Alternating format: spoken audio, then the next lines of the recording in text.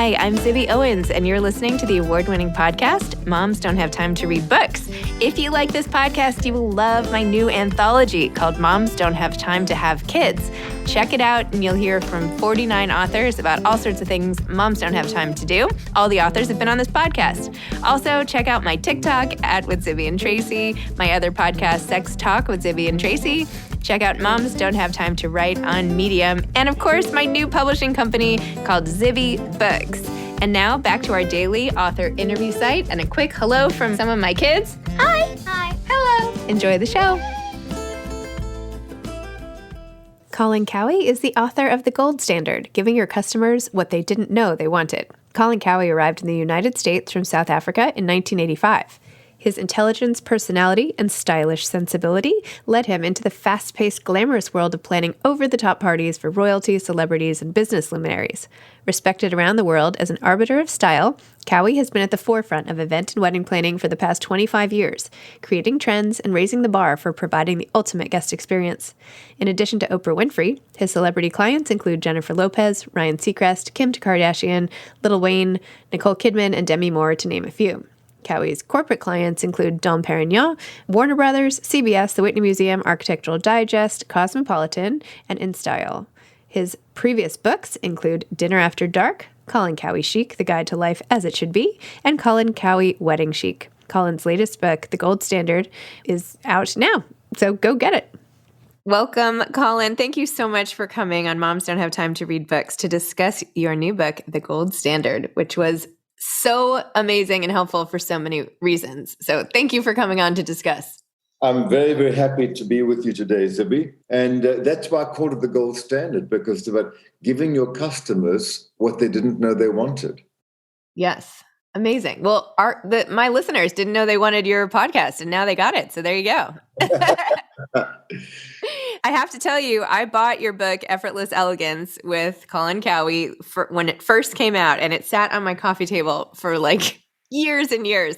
So I am just so excited to talk to you in general, and then was so thrilled when I realized your latest book is about you and your life story in addition to your advice. And I was so pleased to get to know the whole backstory of how you became you, which was amazing. It's a good story. It's interesting, isn't it? And colorful. It is interesting and colorful. So why don't you tell listeners a little bit about your background that you shared and how you decided that you were going to be the person, and how it came to be that you were the person who was setting the gold standard for not only events, but hospitality and sort of experiential customer service in general. So I grew up in Central Africa, Zambia, in a very small town. And we had one hotel and one restaurant you'd never put your foot into, and a country club we belonged to. So I can't think of a time that we weren't entertaining in our homes. We always had people for lunches, dinners, and house guests. And as a result, for me, entertaining was a natural thing to do. It's just what you did. You made people feel comfortable and you made people feel welcome. So fast forward, 1985 was the height of apartheid in South Africa. It was a very unfair political system. I didn't believe in it. I didn't want to participate in it. And I didn't realize or think that there'd be a future for the country. And I didn't want to spend my hardest working years not knowing what the future would hold. So our finances were frozen and monitored and tracked because we lived like in a police state. So armed with $400, one well-cut suit, an omnipresent suntan, and big dreams, I landed in Los Angeles on the 16th of September, 1985. And I never looked back. I mean, it was amazing. I started working as a caterer, and then I owned my own catering company, and then I started planning parties, and I was doing all this European sense of cuisine. I was doing, branzino grilled.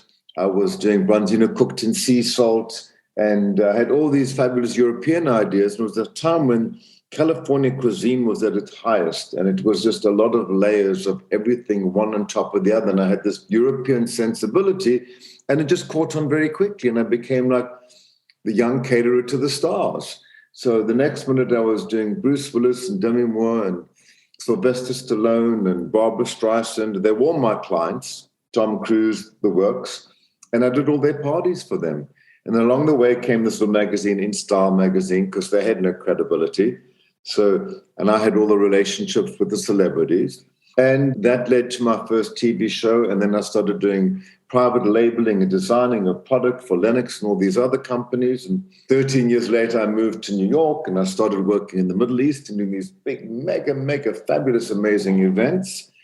And I mean, I've just had the most extraordinary journey. And here we are, 11 books later, at the gold standard, giving your customers what they didn't know they wanted. And this is my 11th book. It's my first book, which is really a B2B, it's a business book. And it really teaches us, how do we stand out in the crowd today in a very crowded space? And I'm sure you'll agree with me.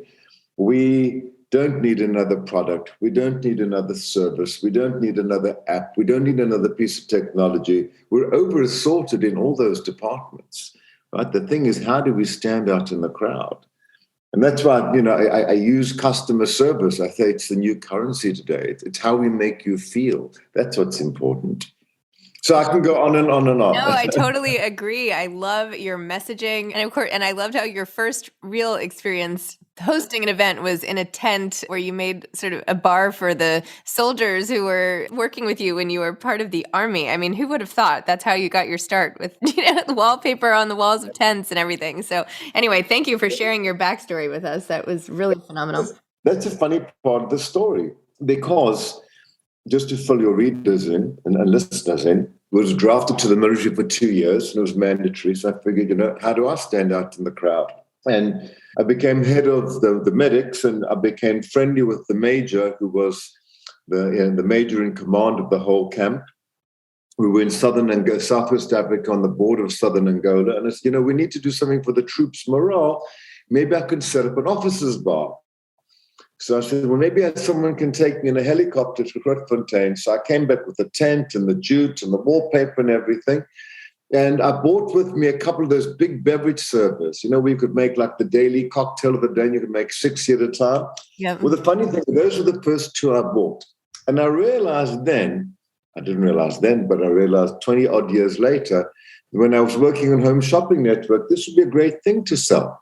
I went on to sell over 150,000 units of those in Home Shopping Network. It was insane. But it's interesting how a small little idea in a very, very challenged moment in life ended up being such a big idea later on in life. Oh my gosh, I just love it. And all the creativity. The book itself and all the advice that you have throughout the chapters after your life story resonated so much with me because, yes, I do this podcast, but I also just recently launched a publishing business, and we're going to be publishing 12 books a year. So I am also thinking very seriously about the customer experience and how to make people feel and all the things that you were talking about. So literally after I finished your book, I emailed my entire team and I was like, oh my gosh, I was just so inspired by Colin Cowie's new book. Here are the 18 things I think we should think about, and maybe we can do things differently this way, and let's start from scratch and blah, blah, blah. So it had a huge effect on me personally, and I'm sure it will on all the readers. Well, it's interesting because a lot of people said to me, tell me about this book. And how long did it take to write? I said, it might have taken a year and a half to put, the content together, but it's a lifetime of my work. It's all the lessons that I learned along the way, the failures that I had, why the failure was a necessity and what I learned from them. And, I never went to university to study any of this. I come from the University of whatever it takes. And I graduated in knocks and falls, realizing that every time I got up smarter than I fell the last time. So it really is a lifetime of work, between two covers. And I think there's something in here for everyone. It doesn't matter whether you're running a manicure store with 3 people on the corner or you're running a Fortune 500 store. All these principles apply to everyone and to everything. And it's very timely today. And, I do a very big focus in the very beginning. I believe that in any business where we want to serve people or we want to sell something, we need to set the table correctly, which means you need to get everybody aligned. And I started writing the book pre-COVID. And the interesting thing was this message has never been more important because during COVID, a lot of our products changed, a lot of our messaging changed, our staffing changed, our work situation changed. Some people were working hybrid, some people were working remotely. So that this is a better idea now than ever to make sure that we have everything that we need in our company culture to go and deliver this type of customer service. And I call it culture because culture really, it's the fuel. You know, a lot of people say 100% is the goal. It's actually 120 because that other 20% is passion. And that's what's going to get you ahead of the game. And that culture comes from making sure that we have a vision for what we want to do, that we have a mission that's going to tell us exactly how we're going to get there. And most importantly, what are the guiding principles? So if you were to take 10 of your employees and put them in 10 different rooms and ask them a question, if they'd gone through this exercise, 80% of the answers would be the same. If not, you'd get 80 radically different questions, radically different answers. So I think alignment is very important.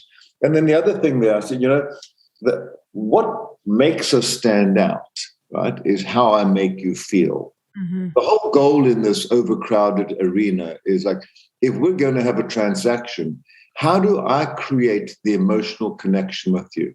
That's what's important. Because once I have that emotional connection with you, you're going to be loyal to me. You'll love receiving information from me. You're not price sensitive. You spend more freely. And most importantly, you're going to tell all your friends about me. So that emotionally connected person is really, really important. And I call it the customer seduction because we use the senses, as what you smell, touch, taste, see, and hear, to craft that guest experience. And I take it one step further by saying, it's all about delivering the two types of service. There's reactive service, which is what 95% of the world's service providers offer. And that's when something goes wrong, they put their hand up and they can fix it. They can buy some loyalty with it if it's done correctly. But only 5% of the world are able to deliver proactive customer service. And that's when we can really, really get interesting and we can use the information that's readily available to us. You can Google and find any information about anyone.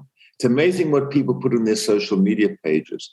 You just get to reserve that and use that yourself to be able to make a message that you know is going to resonate with other people. And when that happens, that's when the magic happens, because proactive service allows us to anticipate the unanticipated needs of the guest. When you do that, you create that emotional connection. There's no question about it. So there's tons of fun stuff in here. I mean, I could go on and on and on. I'm more passionate about the subject now. No, it's absolutely true. And I think what you said is so true. I mean, even when you talked about the own positioning of your business, where there were at the beginning only a couple big, essentially event planning service firms who were doing these types of events. And then next thing you knew, like anybody with a website was saying they were an event planner, right? And so how do you distinguish yourself, and how do you stand by what you believe in, and how do you produce something exceptional that's straight from the heart? And that, I don't know, I think that with every market becoming completely saturated and crowded, you're right, there has to be something significantly different. And what do we have left but to touch people where they feel, right? Exactly. Otherwise, with a very thirsty consumer today, the new young consumers today, they're programmed to look at life as a revolving door that's just going to service them one great product after the next. And it's true, because there is one great product coming after the next. And if we aren't able to create that emotional connection, they're just going to continue shopping, right? And we're going to sit there trying to sell. And it's not going to work. So we have to connect those dots, and we have to make those connections. And, the emotional connection is important, not only to the person on the outside, but you want your team, you want your staff to be emotionally connected, because that way they buy into everything that it is that you're doing. So if you were going to try to sell a book, how would you do it? Like, how are you doing this book differently? Like, you have a new product on the market. How are you approaching it in a way that makes people resonate? Because it's your book, and how are you applying your skills to selling this book? It's so much more difficult today to sell a book. First of all, I've been doing 11 books over the period of the last 25 years. So when you look at it, you'd go on the Oprah Winfrey show years ago, you'd hold up your book. Everyone would run to Barnes & Noble and to Borders and to every other bookstore, pre-Amazon, and go and buy your hard copy book, and you'd be on the New York Times bestseller list. It's not like that today. First of all, so many people are competing with online publications versus things that are in print. I don't think print will ever go away because it's there's something about holding that tangible book in your hands. So for me, it's not about national television anymore. I did quite a bit of television, Good Morning America, ABC, et cetera, on this book. And the needle didn't move it like it's been moving it on podcasts. So for me, the podcast has been the most beneficial way for me to move numbers on books, for sure. So just doing exactly what I'm doing with you now, and like finding alternative ways is kind of the way that I've been selling the book. The other thing is I've been doing a lot of speaking engagements. And because this is about customer service, a lot of people in the hospitality space want to hear what we have to say. So there was also a time when I remember writing books in the beginning where the publisher went out and did their best to help sell books for you. And there were marketing budgets. Now everything pretty much lands up in the author's hands. And what is it that you can do? So I do a lot of work on the speaking circuit. So the speaking circuit has been really, really good for me because instead of selling 2 books at a time, someone's buying 100 books, 200 books, 300 books at a time. And that's what's moving the needle for me. And then on the individual basis, as I said, the podcast have been the most important. And then going out to my friends who are influencers. And, I send them all a book and I send them, 10 or 15 blurbs and say, would you pick one of these and show me some love and support? I mean, that's exactly what it's like, is reaching out to your network now instead of someone else's network and getting your network to promote you however they possibly can, whether it's Instagram posts, Facebook posts, stories. So we do what we have to do today in a very, very different landscape of publishing. But it's working. We're working twice as hard and we're getting the same results. You think there's anything fundamentally we can change about books in general or book marketing or the experience of reading a book? Because your book made me think about how I could make books different, right? Maybe there's something that people haven't thought of yet in terms of the book experience, the way you've rethought events or also the way that I rethought the book. I mean, I wrote a business book and I dedicated it to a housekeeper. I mean, let's be real. She sounds amazing, by the way. I can't believe she walked you down the aisle. That's amazing. Yes, I mean, this is the lady been for 25 years. I mean, I have a home in Miami now, and that was the most devastating thing in my life was her and I parting ways. Also, having worked for me for 25 years and being 75, it was time for her to start enjoying her golden years without having to work anymore. But that clearly for me was such an evident and ominous gold standard right in front of me.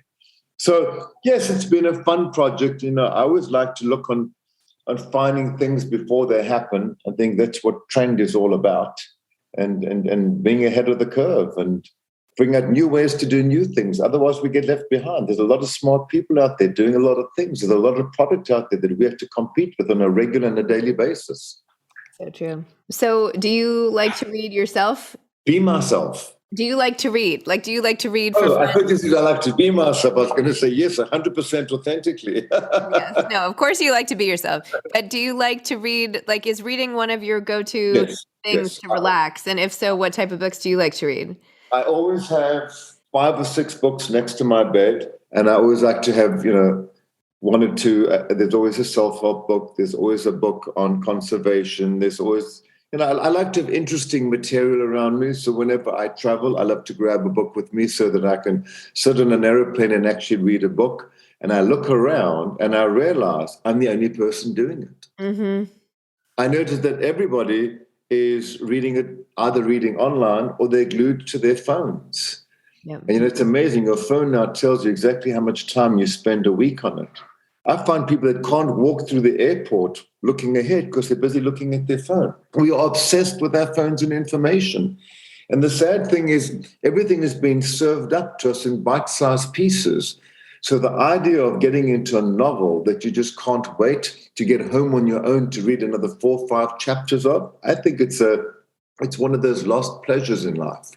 There was nothing better than on a winter's day to make a big pot of coffee or a pot of tea and light a fragrant candle and sit in front of the fire, put a blanket up and get stuck into your book. That was a favorite afternoon of mine. Now you've got 15 other things going on and you're multiple tasking with between 4 or 5 different instruments. Mm-hmm. So sad. My favorite all-time author died earlier this week. A gentleman by the name of Wilbur Smith. He was the most iconic epic African adventure writer. I Yes. read every single one of his books, Oh. and I read them over the period of the last 35 years that I started to read them all again. but, Oh. but I think there's something really amazing about reading and being able to be transported into another world versus sitting watching all this information that is pushed towards us, as in our phones, as in Netflix, Hulu, Showtime, whatever it might be. I mean, we are overloaded and barraged and targeted just to send content towards us, left, right, and center. So I like the idea of what you alluded to earlier, of us going out there and us looking for the content. Mm-hmm. And being able to use content in a very meaningful way to transport us to a magical place where we can fantasize in our minds about what life could be, or put ourselves into a particular situation and make us think differently about a moment. Wow, I love that. Okay, what advice would you have for people trying to write books like you just did and have done many times?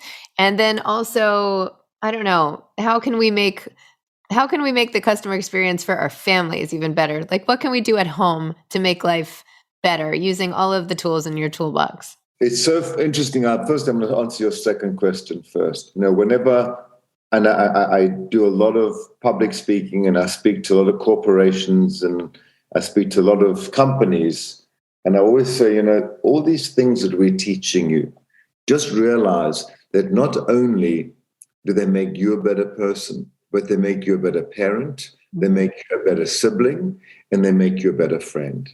And everything that you can learn, that you use in the corporate space, and anything that helps you be a better version of you, helps you in every area of your life. So without a question, I think, we practice what we preach, because that is what we learn and what we read. And, for anyone who wants to be an author out there, I think the easiest way to do it is go online and download, how to write a book and how to put a book proposal together, because it is very, very specific, and things have changed from what we used to write a book 35 years ago compared to writing a book today. You need to not only come up with a really compelling idea as to why you can sell your book, but more importantly, you need to prove to the publisher, what can you do to sell the book? So the marketing plan of selling your book is equally important to the content of the book, because the publishers don't have the money today to make them stand out in the crowd like they used to. So I think a lot of this is dependent on the author to come up with, who is your network? How are you going to sell this book, and how are you going to get us onto a bestseller list? And I think it's it's not easy. There's nothing easy about doing this at all. But, you need to dot off all the I's and cross all the T's in terms of a marketing plan and laying out your table of contents and writing a sample chapter and writing the foreword of the book, so that you can give someone a really good idea and a company as to why they would actually buy this book. I've been very, very fortunate. I've worked with an extraordinary literary agent, Margaret McBride from the McBride Literary Agency out in San Diego. She's done all 11 books for me. Wow. And she's been over the first person to say, every time I've written books, it's a different world right now. It's a different world right now. And you're going to a publisher, and the publisher say, we want to do your next 3 books. Let's tie you up, and we'll give you an advance that was so huge and amazing, And the advances have come down tremendously compared to what they used to, just because, those publishing dollars are now being shared online and with digital content. So it's a very different landscape. I just think you have to be very specific, have a really, really good idea. But more than your good idea, you really need to know, what can I do to prove to the person who's going to publish my book that I can make this book move, fly, and sell? Love it. Wow. Colin, thank you for this. Thank you for all of your amazing, inspiring advice and your story. And I've just lapped it up and will be using it often. So thank you for that. And thank you for coming on my show. Thank you so much. Have a wonderful day. Thank you so much. Bye-bye. Thanks for listening to this episode of Moms Don't Have Time to Read Books. Don't forget to follow me on Instagram at Zibby Owens and at Moms Don't Have Time to Read Books. Also sign up for my newsletter at zibbyowens.com and sign up for my virtual book club and meet lots of authors on Zoom every other week. Thanks so much to Steve and Ryan at Texture Sound for the sound editing. And thank you to Morning Moon Productions for providing this fantastic intro and outro music.